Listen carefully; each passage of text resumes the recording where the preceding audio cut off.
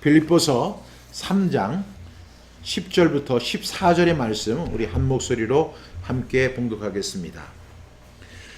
신약 성경 321쪽 빌립보서 3장 10절부터 14절의 말씀이 되겠습니다. 다 찾으실 줄 믿고 우리 함께 봉독하겠습니다. 빌립보서 3장 10절부터 14절 말씀입니다. 봉독합니다.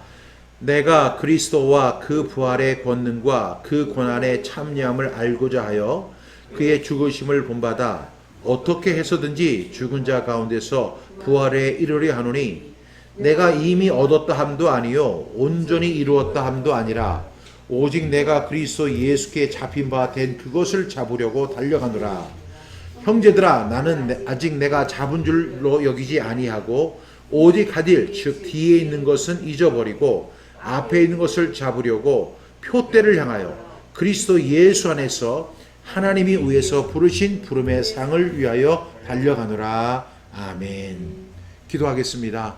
하나님, 오늘도 너무나 귀한 말씀을 허락해 주셔서 감사합니다. 이 말씀을 듣고 깨달을 수 있도록 도와주시옵소서. 그리고 우리도 손해보고 살아가는 인생 되어줄 수 있도록 하나님 도와주시옵소서. 예수님의 이름으로 기도합니다. 아멘. 오늘은 빌립보서 3장 10절부터 14절의 말씀을 통해서 손해를 보고 달려가노라. 손해를 보면서 달려가노라. 우리 한번 따라해 볼까요? 시작. 손해를 보면서 따라가노라. 예, 이 말씀으로 함께 말씀을 나누려고 합니다. 여러분, 빌립보서의 주제가 뭐라고 했죠? 제가 오늘 벌써 이제 빌립보서 강해가 많이 진행이 됐는데 우리가 1장, 2장, 이제 3장에 이르렀고요. 제가 처음부터 빌립보서에 대해서 이렇게 말씀을 할 때 빌립보서의 주제가 있다고 말씀드렸죠. 빌립보서는 두 가지 주제가 있는데 첫 번째 주제 제목이 뭐죠? 하나는 복음입니다. 두 번째는 뭐죠? 기쁨입니다. 그래서 우리가 이 빌립보서를 가리켜서 복음의 서신 그리고 기쁨의 서신이다 이렇게 이야기를 합니다. 그런데 우리가 가만히 생각해 보면 사도 바울이 이 편지를 쓸 때 상황이 그렇게 녹록한 상황이 아니었죠.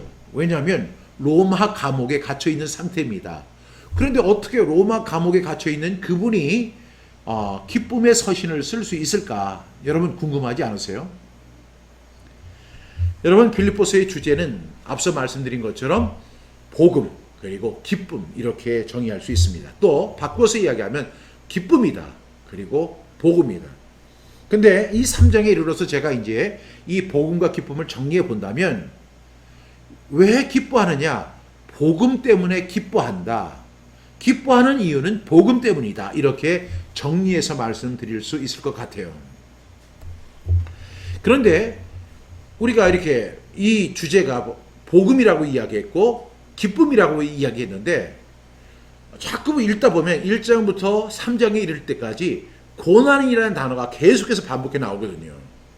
근데 여러분, 이 고난과 기쁨이라는 것은 굉장히 상반된 단어잖아요. 근데 우리가 이것을 기쁨의 서신이라고 부르는데 여기에 고난이라고 하는 단어가 자꾸 이렇게 반복이 되는데 오늘 말씀 속에도 보니까 이 고난이라는 단어가 반복해서 나오는 것을 볼 수가 있습니다. 내가 그리스도와 그 부활의 권능과 그 고난의 참여함을 알고자 하여 그의 죽으심을 본받아 이렇게 이야기하죠. 이것을 공동번역에서는 이렇게 이야기합니다. 내가 바라는 것은 그리스도를 알고 그리스도의 부활의 능력을 깨닫고 그리스도와 고난을 같이 나누고 그리스도와 같이 죽는 것입니다. 굉장히 번역이 잘 됐어요. 이 공동번역이. 제가 사실은 이 한글 우리 개역 개정판을 보면 이해가 잘 안 됩니다. 내가 그리스도와 그 부활의 권능과 그 고난의 참여함을 알고자 하여 그의 죽으심을 본받아. 잘 이해가 안 돼요. 그런데 이 공동번역을 보면 이해가 아주 쉽습니다. 내가 바라는 것은 그리스도를 알고 그리스도의 부활의 능력을 깨닫고 그리스도와 고난을 같이 나누고 그리스도와 같이 죽는 것입니다. 내가 바라는 것. 그러니까 내가 누구예요? 사도 바울입니다. 그러니까 사도 바울을 대입해 보면 사도 바울의 소망이 있었죠. 그리스도를 아는 것, 그리고 그리스도의 부활의 능력을 깨닫는 것, 그리고 그리스도와 함께 고난을 같이 나누는 것, 그리고 그리스도와 같이 죽는 것이 사도 바울의 소망이었습니다. 사도 바울이 바라는 것이었습니다. 11절에 보니까 어떻게 해서든지 죽은 자 가운데서 부활에 이르려 하노니 이렇게 이야기합니다. 이것을 또 공동번역에서는 이렇게 이야기하죠. 그러다가 마침내 죽은 자들 가운데서 다시 살아나기를 바랍니다. 이렇게 이야기해요. 어떻게 해서든지 죽은 자 가운데서 부활에 이르려 하노니. 하여튼간 사도 바울이 원하는 것은 죽는 것에서 끝나는 게 아니라 그리스도와 함께 부활하는 것을 꿈꿨다는 것입니다. 12절에 보니까 내가 이미 얻었다 함도 아니요 온전히 이루었다 함도 아니라 오직 내가 그리스도 예수께 잡힌 바 된 그것을 잡으려 달려가노라. 나는 이 희망이 이미 이루었다는 것도 아니고 또 이미 완전한 사람이 되었다는 것도 아닙니다. 다만 나는 그것을 붙들려고 다름질 칠 뿐입니다. 그리스도 예수께서 나를 붙드신 목적이 바로 이것이기 때문입니다. 이렇게 이야기하는 거예요. 14절에 보니까 표대를 향하여 그리스도 예수 안에서 하나님이 의해서 부르신 부름의 상을 위하여 달려가노라. 하나님께서는 그리스도 예수를 통하여 나를 부르셔서 높은 곳에 살게 하십니다. 그것이 나의 목표이며 내가 바라는 것입니다. 이렇게 설명했어요. 그러니까 공동번역이 참 잘 된 것이죠. 여러분, 이 고난과 기쁨은 상반된 것이라고 제가 말씀드렸죠. 그런데도 왜 빌립보서의 주제가 복음과 기쁨일까요? 이것은 겪어본 사람만이 아는 거예요. 이 고난이라고 하는 단어가 계속해서 반복해서 나오지만 이 고난은 자청된 고난이에요. 그러니까 스스로 받는 고난이라는 거죠. 그러기 때문에 기쁨이 생기는 거죠. 근데 왜 고난을 당할까요, 바울이? 그것은 복음 때문에 고난을 당하는 것입니다. 다른 것 때문에 기뻐하는 것이 아니라 복음 때문에 기뻐한다는 것입니다. 10절 말씀에 내가 그리스도와 그 부활의 권능과 그 고난에 참여함을 알고자 하며 그의 죽으심을 본받았다. 사도 바울이 정말로 원했던 것이 뭐죠? 그건 부활의 권능이에요. 고난에 참여하는 거예요. 여러분, 고난을 다른 말로 표현을 하면 뭐예요? 고난. 그것은 손해보는 거예요. 손해보는 거. 이 손해라고 하는 것을 사전적 의미로는 이렇게 이야기합니다. 물질적으로나 정신적으로 본디보다 덜어지거나 나빠져 해롭게 되는 것이 바로 손해보는 것이다 라고 이야기하는 거예요. 지금 이 사도 바울이 복음을 위해서 기뻐하고 복음을 위해서 고난을 받는데 우리가 가만히 객관적으로 보면 지금 바울은 뭘 당하는 거예요? 고난을 당하는 거예요. 뭘 보는 거죠? 손해를 보고 있는 거예요. 우리가 볼 때는. 그래서 이 물질적으로도 그렇고 정신적으로도 그렇고 육체적으로도 지금 상황이 점점 사도 바울은 나빠지고 있는 거예요. 여러분, 손해의 반대말이 뭐죠? 손해의 반대말. 그것은 바로 이익이라고 하는 말이에요. 이익을 보는 거예요. 지금 사도 바울은 예수 그리스도를 때문에 이익을 당하는 것이 아니라 뭘 당하고 있어요? 고난을 당하고 있고 손해를 보고 있는 거예요. 사도 바울은 그의 죽으심을 본받아 스스로 이 손해보는 삶을 선택했습니다. 왜 손해보는 삶을 선택했을까요? 복음 때문에 손해보는 삶을 선택한 것입니다. 여러분, 사도 바울에게도 이익적인 삶이 충분히 존재할 수 있습니다. 여러분, 어느 정치인이 이야기하는 저녁 있는 삶. 그러니까 일찍 퇴근해서 가족들과 함께 저녁을 같이 이렇게 먹으면서 저녁 있는 삶. 멋지잖아요? 그리고 친구들과 교제하는 거, 그리고 좋아하는 취미생활, 사도 바울에게 충분히 누릴 수가 있어요. 그리고 스포츠 게임을 관람하는 거, 그 다음에 맛있는 음식을 먹는 거, 그리고 여행하는 것, 그리고 행복한 가정을 꾸미는 거, 그리고 자녀들과 함께 시간을 보내는 거. 여러분, 이 세상의 세상에서 즐길 수 있는 것이 엄청나게 많이 있어요. 사도 바울도 그런 이익들, 유익한 삶을 충분히 살아갈 수 있는 자격을 갖고 있는 사람입니다. 아니, 우리보다도 훨씬 조건이 좋았던 사람입니다. 사도 바울은 로마 시민권을 갖고 있었어요. 로마 시민권을 당시에 갖고 있으면 세계 어디든지 여행할 수 있는 권리를 갖고 있었습니다. 사도 바울은 마음껏 다닐 수 있었죠. 경제적인 부유함이 있었죠. 그리고 공부를 많이 했고 또 공부를 잘했습니다. 탁월한 지혜가 있었고 아주 유능한 교사였습니다. 아니, 사도 바울이 부족한 게 뭐가 있어요? 근데 지금 가만히 보세요. 그런 사도 바울이 어디에 있느냐 하는 거예요. 지금 로마 감옥에 갇혀 있어요. 저녁 있는 삶도 없습니다. 친구들과 교제할 수도 없습니다. 좋아하는 취미생활도 할 수 없어요. 스포츠 게임을 관람할 수도 없습니다. 맛있는 음식도 먹을 수가 없습니다. 행복한 가정을 꾸릴 수도 없습니다. 자녀들과 함께 시간을 보낼 수도 없습니다. 그리고 정말로 그 로마 시민권의 그 특혜를 누릴 수도 없는 그런 상황이 있는 거예요. 왜 사도 바울이 그러한 삶을 스스로 선택했을까요? 얼마든지 사도 바울이 복음을 회피하면 그러한 삶을 우리가 그렇게 늘 추구하고 우리가 그렇게 좋아하고 우리가 그렇게 선호하는 그러한 삶을 사도 바울도 충분히 살아갈 수 있습니다. 그런데 사도 바울은 손해보기로 작정했어요. 왜 그럴까요? 복음 때문입니다. 사도 바울은 계속해서 자기에게 유익하던 모든 것을 배설물 여겨 똥처럼 여겼다. 그것은 그 분명한 목적이 있기 때문에 그렇게 할 수 있었다는 것입니다. 그 이유가 뭡니까? 사도 바울이 복음을 손해를 선택한 이유는 뭐냐면 바로 복음이라는 것이요. 그 사람의 손해를 통해서 나타나는 거예요. 사도 바울이 이런 손해를 보지 않으면 그 복음을 전할 수가 없는 거예요. 여러분, 손해가 없으면 복음은 전해지지 않습니다. 여러분, 우리가 한번 우리 자신의 우리 가슴에 손을 얹고 한번 생각해 보세요. 내가 손해보지 않고 복음을 전할 수 있을까요?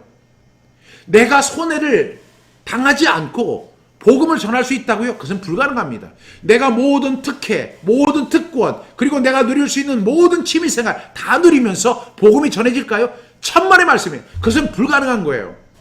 2000년 전이나 지금이나 마찬가지입니다. 왜 우리에게서 복음이 전해지지 않을까요? 그것은 내가 손해보지 않으려고 하기 때문에 그런 거예요. 내가 손해를 안 보니까 복음도 전해지지 않는 거예요. 사도 바울은 로마 감옥에 있을 이유가 하나도 없는 사람입니다. 얼마든지 특혜를 누리며 살아갈 수 있는 선택된 인생이었지만 그런 것을 다 내려놨어요. 그리고 나서 그는 그리스도를 위해서 고난을 받습니다. 자청합니다. 누가 로마에서 그 사도 바울에게 오라고 해서 했습니까? 사도 바울이 스스로 착고에 착여서 그 착고를 매여서 로마로 간 것이잖아요. 왜요? 복음 전하기 위해서 스스로 이 복음을 전하기 위해서 스스로 손해를 보는 삶이었습니다. 오늘 본문에 보니까 이런 말이 자꾸만 나와요. 달려가노라, 달려가노라. 그래서 저는 오늘 이렇게 제목을 삼아요. 손해를 보면서 달려가노라. 왜 손해를 보면서 달려가노라 이렇게 이야기를 하냐면 그냥 달려가노라. 우리는 달려가기만을 원하는 거예요. 왜? 손해는 보기 싫으니까. 나한테서 단 만 원이라도 나가면 그건 손해잖아요. 경제적인 손해예요. 그런데 그것이 내게서 만 원이 경제적 손실이 없으면서 손해가 없으면서 어떻게 복음이 전해져요? 그냥 입으로만 복음을 전해요? 그렇지 않습니다. 제가 어제 그 태필린 복음 그 구하기 동영상을 올렸습니다. 저도요, 자존심이 엄청 강해요. 남들한테 이렇게 뭐 헌금이나 돈에 대해서 이야기하는 거 정말로 못하는 사람 중에 대표적인 사람입니다. 그리고 그 자기의 스펙에 대해서도 저는 잘 얘기를 못하겠어요. 그래서 오히려 제 주위에 있는 사람들은 목사님 그 스펙에 대해서도 좀 얘기를 하시면 그 듣는 사람들이 훨씬 은혜가 됩니다. 그럴까요? 그래서 제가 한번 작정을 하고 제 스펙에 대해서도 이렇게 이야기를, 사실 뭐 보잘것없는 스펙이지만 그래도 이렇게 어떤 부분은 내세울 부분이 있거든요. 그래서 얘기를 하려고 하면 그냥 속에서 이게 부끄러워가지고 도저히 얘기를 못 하겠더라고요. 저는 돈 얘기도 잘 못해요. 왜냐하면 자존심이, 그런 부분에 대해서는 제가 참새는 고추가도 잭한다고 하는 게 제 좌우명이거든요. 근데 돈 얘기는 죽어도 못해요. 근데 어제 제가 큰 마음을 먹고 태필린 복음 구하기 동영상을 올렸어요. 여러분, 태필린 복음이 지금까지 이 8년 동안에 이렇게 해서 5만 부, 그 다음에 태필린 복음 핸드북도 약 5만 부가 팔렸어요. 합계하면 10만 부 정도가 팔린 거예요. 엄청난 숫자입니다. 이거는 일반 서적에서도요, 상위 10% 안에 들어가는 거예요. 여러분, 요즘에 책 쓰면 사람들 책 안 읽어요. 안 사요. 예전에는 많은 사람들이 그 어려운 형편 속에서도 책을 사고 그렇게 그 책을 통해서 지식을 얻고 정보를 갖다 제공받았는데 지금은 인터넷이나 유튜브가 있어가지고 책을 안 봐요. 그러니까 책 쓰는 사람은 정말 미련한 사람이에요. 그리고 책을 내는 출판사는 그거는 망하기로 작정한 거예요. 그래서 1년에 망하는 출판사가 한 400개씩 된대요. 그런데 또 생겨나는 건 한 200개씩 생겨난대요. 나중에는 그러다 보면 이제 출판사가 없어질지도 몰라요. 여러분, 태필린 복음 5만 권, 핸드북이 한 5만 권, 10만 부 정도 팔렸으면요. 이 일반 서적 계통에서도 한 10% 안에 들어가는 거, 기독교 안에서는 거의 2% 안에 들어가는 거예요. 책을 이렇게 찍어서 1000부를 찍어가지고 진짜 100권 나가기도 힘든 세상입니다. 그런데 5만 부, 약 10만 부가 나간 거예요. 야, 대단한 거죠? 기독교 서적에서도 제가 말씀드리지만 1%나 2% 안에 들어가는 엄청난 판매량이 있어요. 근데 그 책을 내기 위해서는 뭐가 들어가냐면 현금이 필요해요. 요즘에는 외상이라는 게 없어요. 예전에는 전부 다 이렇게 외상을 많이 했어요. 그래서 그런 것 때문에 망하는 사람들이 많았는데 지금은 종이값을 갖다 미리 내지 않으면, 그리고 인쇄비를 내지 않으면 안 해줘요. 그냥 뒤로 밀어놔요. 이런 세상이 됐습니다. 여러분, 제가 그 책을 내는 동안에 얼마나 많은 돈을 투자했겠어요. 그 돈을 가지고 차라리 뭐 요만한 땅이라도 하나 사든지, 아니면 주식, 삼성전자 주식 하나라도 더 사면 여러분 그것은 재산을 축적할 수 있고 분명히 이익을 누릴 수가 있는 조건이 되는 거예요. 그런데 태필린 복음이 그걸 갖다가 이렇게 특히 코로나19 같은 상황 속에서 이 태필린 복음을 찍으면 찍을수록 손해예요. 그런데 여러분 한번 생각해 보세요. 지금 10만 부, 이거 엄청난 숫자가 많이 팔렸고, 지금은 한국뿐만 아니라 독일 또는 미국, 그리고 필리핀, 대만, 정말로 수많은 나라에서, 특히 러시아, 그 사람들이 정말로 신앙을 회복하는 최고의 방법이 뭐냐고 하면 태필린 복음을 선포하는 거라는 거예요.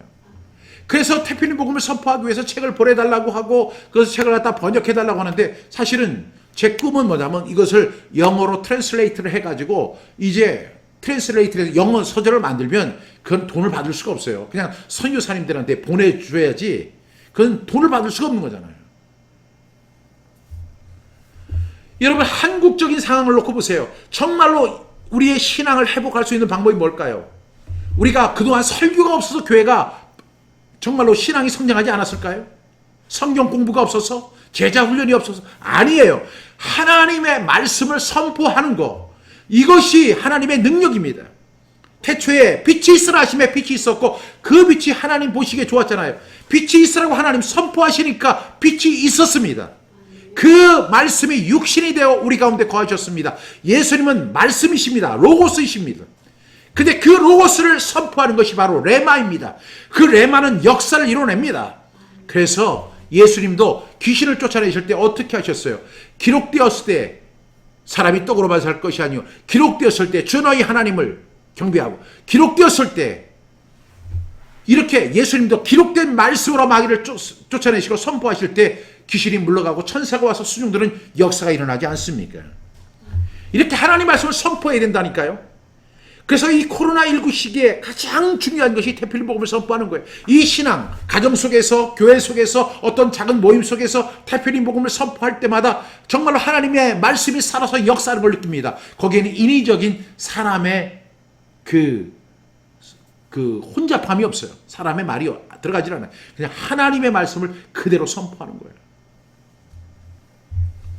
그런데 10만 명이 지금 뭐 한국에 있는 크리스천들, 그 다음에 러시아, 뭐 독일, 전국에, 전 세계에 많은 분들이 선포하고 있지만 그래봤자 10만 명이에요. 제 꿈이 뭔지 아세요? 제가 한국의 크리스천이 몇 명이냐고 물어보니까 한 1000만 명 된대요. 그 1000만 명 가운데 단 100만 명이라도, 100만 명 태필린 복음을 선포할 때까지 우리는 이 책을 출간하고 이 책을 갖다가 우리는 보급해야 돼요. 그러기 위해서는 여러분, 태필린 복음의 은혜를 입은 사람들은 이 일을 위해서, 이 복음의 사역을 위해서 여러분도 손해볼 수 있어야 된다는 거예요. 저만 손해보는 게 아니라 사도 바울만 손해보는 게 아니라 여러분들도 손해볼 수 있어야 된다는 거죠. 사람은 무슨 얘기를 하다가 은혜를 받다가도 돈 얘기만 하면 은혜가 쏙 들어가잖아요. 근데 그건 가짜 은혜라니까요. 치퍼스 그레이스. 누가 그 얘기를 했어요? 본 해퍼가 얘기한 거예요. 치퍼스 그레이스. 대가를 지불하지 않는 신앙은 아무것도 없는 거예요. 우리가 태플린 복음에 은혜를 입었다면 우리는 이 태플린 복음을 위해서 나도 손해볼 수 있어야 돼요. 나 하나만 잘 되고 내 자식 잘 되고 우리 집만 잘 되고 우리 교회만 잘 되고 만약에 그런 식으로 한다면 그거는 이익이지 손해 아닙니다. 사도 바울의 삶을 한마디로 정의하면 그건 손해보는 삶이었어요. 그렇기 때문에 복음이 전해진 거예요. 여러분 저도 손해봐야 되고 여러분도 손해봐야 되는 거예요. 그 손해보면서 달려가야 돼요. 왜? 그 다음에 그 말씀이 나오죠. 11절에 어떻게 해서든지 죽은 자 가운데서 부활에 이르려 하느니 그것을 사도 바울은 이렇게 그러나 마침내 죽은 자들 가운데서 다시 살아나기를 바랍니다. 이것이 사도 바울의 꿈이었어요. 그러니까 사도 바울은 뭐만 생각한 것이 아니냐면 이생만 생각한 것이 아니라는 거예요. 지금 우리가 살고 있는 이 땅만 생각한 것이 아니기 때문에 그것이 가능했다는 거예요. 여러분 어떤 사람에게 10,000원을 투자하십시오 했더니 그 사람의 얼굴별이 정색이 되면서 아주 돌아섭니다. 왜 그럴 줄 아세요? 그거는 뭐냐면 그 사람의 소망은 이 땅 안에만 있기 때문에 그런 거예요. 만약에 천국의 소망을 갖고 있는 사람이라면 절대 그렇지 않아요. 사도 바울은 자기의 온 인생을 불살랐어요. 온 인생을 헌신했어요. 그리고 온 인생을 갖다 손해봤어요. 왜? 우리가 살아봤자 몇 년 살아요? 100년 살잖아요. 역사가 여러분 역사에서 봐도 우리의 인생이라는 100년은 점 하나밖에 안 되는 인생이에요. 그런데 우리에게는 그 역사보다 더 긴 영원한 세상이 우리를 기다리고 있거든요. 그 영원한 세상을 바라볼 수 있었기 때문에 사도 바울은 그 부활의 소망을 가지고 있었기 때문에 그 어려움, 감옥이라는 곳에 단 하루도 머물기 싫은 곳인데 그곳에 갇혀서 자기의 생애를 마감하고 있는 것입니다. 사도 바울은 하나님의 은혜를 받는 것으로 만족한 것이 아니에요. 하나님의 은혜를 받는 것으로 만족하는 삶은 정말로 그것은 어린아이 신앙입니다. 그를 위해서 고난받는 것을 즐겨했습니다. 그래서 우리가 너무나 잘 아는 빌립보서 1장 29절에 보니까 그리스도를 위하여 너희에게 은혜를 주신 것은 다만 그를 믿을 뿐 아니라 또한 그를 위하여 고난도 받게 하려 하십니다. 이렇게 이야기를 한 거예요. 여러분 빌립보서 1장 29절에서 그렇게 말씀하고 있잖아요. 그리스도께서 너에게 은혜를 주셨다. 그 은혜를 주신 것은 하나님 은혜 받았어요. 저 오늘 목사님 설교에 은혜 받았어요. 그리고 그 은혜 어디다 물로 새기는 거예요. 그거 3일도 못 가요. 사도 바울은 그래서 그런 사람을 향해서 이렇게 얘기합니다. 그리스도를 위하여 너에게 은혜를 주신 것은 다만 그를 믿을 뿐 아니라 또한 그를 위하여 고난도 받게 하려 하심이라. 우리가 이 말씀 읽어왔잖아요.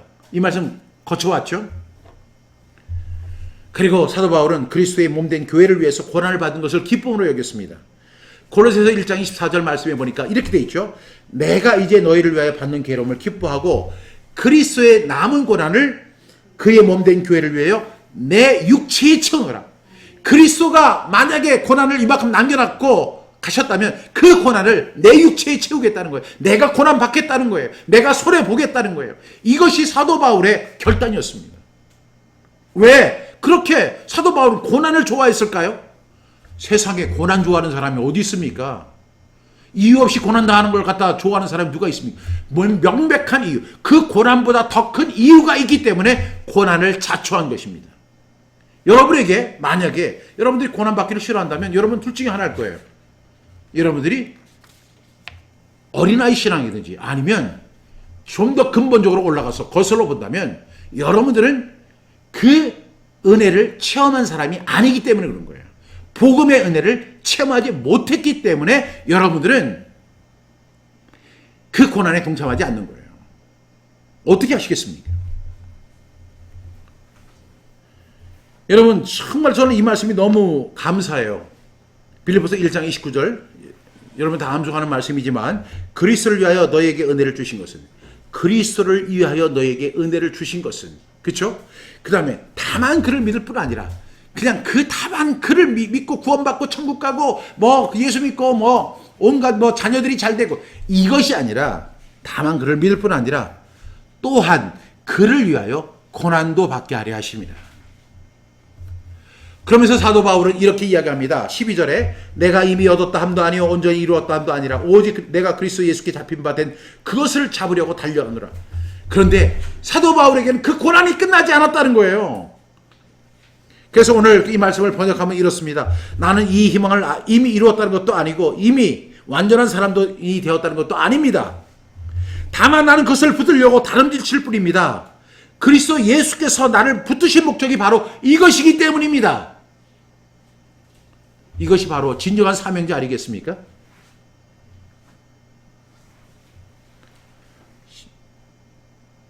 그 앞에 있는 것이 뭐죠? 14절에 보니까 표대를 향하여 그리스도 예수 안에서 하나님이 위에서 부르신 부름의 상을 위해 달려간다. 어디로 달려갑니까? 표대를 향해 달려갑니다. 하나님이 위에서 부르신 부름의 상을 위해서 달려갑니다. 표대가 뭡니까? 예수 그리스도입니다. 사도 바울에게 언제나 모델은 예수 그리스도였습니다. 그래서 그 표대를 향하여 달려갑니다. 그리고 하나님이 위에서 부르신 부름의 상을 위하여 달려갑니다.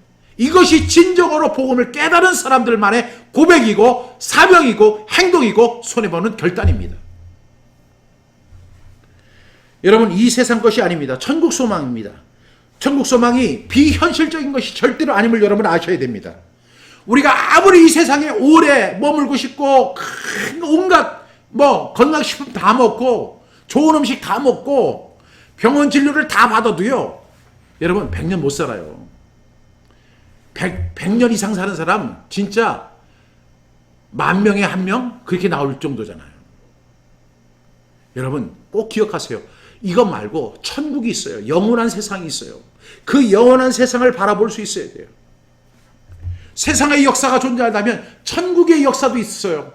여기에서 그 부름의 상을 위하여 달려간다. 어떤 화려한 것이 아니라 주님께서 나를 부르셨다. 그 부름을 향해서 끊임없이 손해보면서 그렇게 고난을 받으면서 달려가는 사도 바울의 모습이 마치 하나의 그냥 사도 바울이니까 저렇게 하면 되는 거지. 나는 아직도 멀었어. 나는 아니야. 이렇게 얘기하는 사람, 여러분 그런 사람에게는 이런 말씀이 전혀 유효하지 않을 것 같아요. 오늘의 결론을 내릴게요. 오늘의 결론은 만약 복음을 깨달은 사람이라면 복음 때문에 손해 좀 봅시다. 복음 때문에 좀 손해 좀 봅시다. 복음을 깨달은 사람한테만 얘기하는 거예요. 복음을 안 깨달은 사람은 뭐 해야 돼요? 가서 복음 먼저 깨달으셔야 돼요. 예수 그리스도를 만나야 돼요. 진정한 회심이 있어야 돼요. 그런 사람에게는 아무리 제가 어떤 얘기해도 아무 소용이 없잖아요. 만약 복음을 깨닫고 예수 그리스도를 나의 구주와 주님으로 영접한 사람이라면 좀 이렇게 살아요. 복음 때문에 손해 좀 봅시다. 시작. 복음 때문에 손해 좀 봅시다. 시작. 복음 때문에 좀 손해 좀 봅시다. 손해 좀 봅시다. 이러한 삶을 살아가는 저와 여러분 되시길 바랍니다.